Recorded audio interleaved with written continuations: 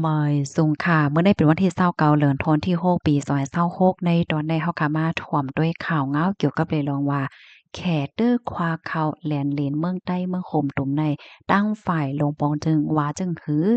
อยู่ดีห้องการข่าวเอราวดีเปิ้นผากออกมาเมื่อวันที่26เดือนธันวาคมที่6ปี2026ในว่าตั้งฝ่ายแขนั่นในไลเตอร์ขวาเขามาตั้งปอดตอนเวงหมู่แจเมืองใต้ปอดของ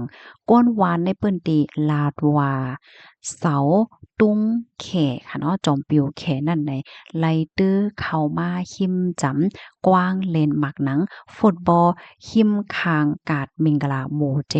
นั่นเฮ็ดจังไหนเนาะเปิ้นตีในซ้ำไหนมันอยู่ติดจับกันดังเมืองแจเก่าฝ่ายตั้งเมืองแขจังไหนค่ะเลยฮู้ว่าก้นอันเหตุการณ์ก่อสร้างเจ้าแขเขานั่นไหนมีหลวงปกเสา ตุ้งค่ะเนาะตุ้งแขค่ะนะอำนั้นบางทีก็ที่เฮาว่าจอมปิวแข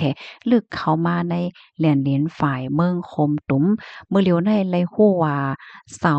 ตุ้งแขในขนาดตั้งอยู่ห่างไกลกันตั้งกาดมิงกะลาโหมเจในหมอก6เมตรกะนานกว่าเหย้าในมันใจลัดนี่ว่าคาฟังหันเสาจอมปิ๋วตั้งปอตอนในหมอก2-3เลินเนี่ยค่ะเมื่อป่นมา2-3เลินนั่นแต่ก่อนเนี่ยมันสิอยู่ไกลเหลือเสียในค่ะนะก้อยกะว่าเมื่ออำไลวันที่ป่นมาในค่ะเฮาเนี่ยก็เลยกว่าเลนและกว่าปิดหมักหนังตีกว้างคือกว้างปิดหมักหนังอันมีขิมจำกาดมิงกะลาหมู่เจนั่นเนี่ยฮบเท่าพันว่าเสาตุ้งเนี่ยมันเข้ามาจำน่ะค่ะ เนาะย่านไก่หมอก6เม็ดก็นานก้อยออกว่าเฮ็ดจั่งใดนับตั้งแต่เมื่อปลายปี2025ที่ป่นมาแข่ในก็ไล่ตื้อควักโค้เคียนเหรียญลีนมาอยู่คือใหญ่อันมีเหรียญลีนติดจับกันตั้งฝ่ายเมืองใต้ปอดขวางในคันอ้ออำบ่ได้เป็นที่เมืองนำตึกเนาะเมืองชินฉวยคอเมืองเหล่ากายแล้วก็กิ่วกกกิ่วกดปางซ้ายเว้งหมู่เจาะและเว้งนำคำไหลเจ้าไหนค่ะปื้นที่อันว่ามาเจ้าไหนก็มันอยู่ปาไตก้มกำของตับซึกว่าตับซึกเกากลางยอก็จะมีกองกลางต่างจื้อไหลเจ้าไหนค่ะก้นวานลาดว่าโคแลนลิ้นอันแขเขาเตื้อรอบเหี่ยวก็ควักเขามาในค่ะมันได้มีอยู่หมอก15ถึง1ปากเม็ดเจ้าไหนค่ะเนี่ยก็ได้เลยว่ากินเอา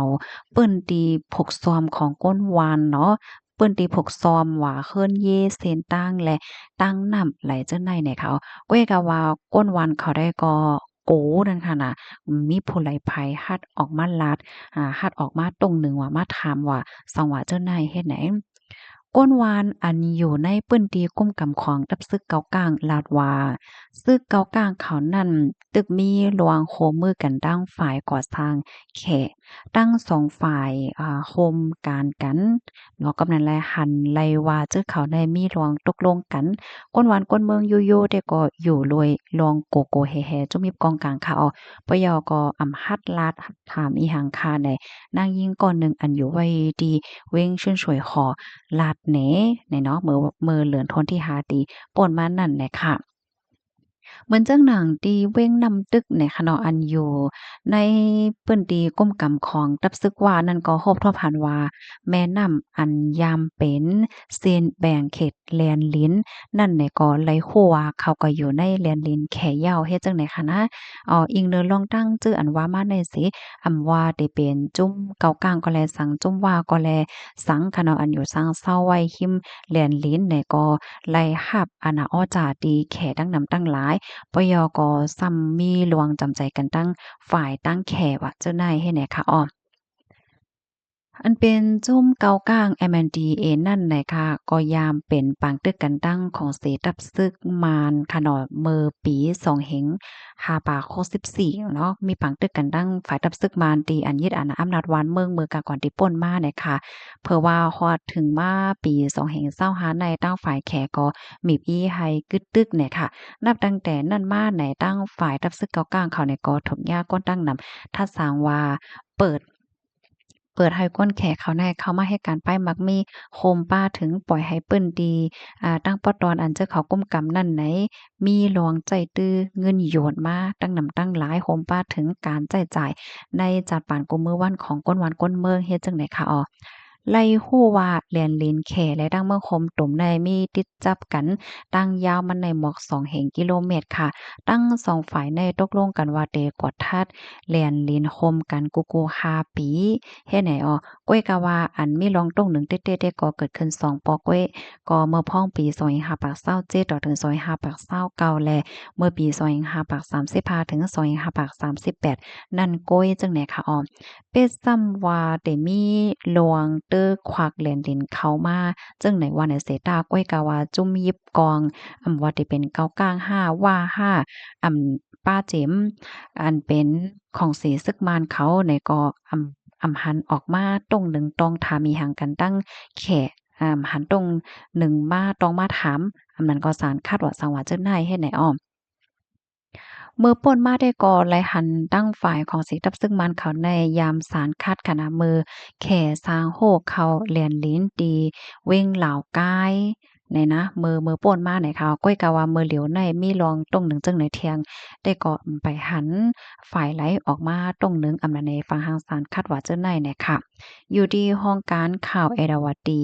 ลาเทียงว่าแต้นดีดังฝ่าย ของสีตับซึกเขาเตออกมาต้องมาถามมาต่อหน้ากันตั้งแขก้วยกาซัมมามิบอีฝ่ายสื่อในเมืองแต้นเมื่อวันที่15เดือนธันวาที่ป่นมานั่นสภาสื่ออันอยู่ดีฝ่ายลงปองจึงปานมือเหลียวในตั้งมานะคะเนาะก็ตุกย้อน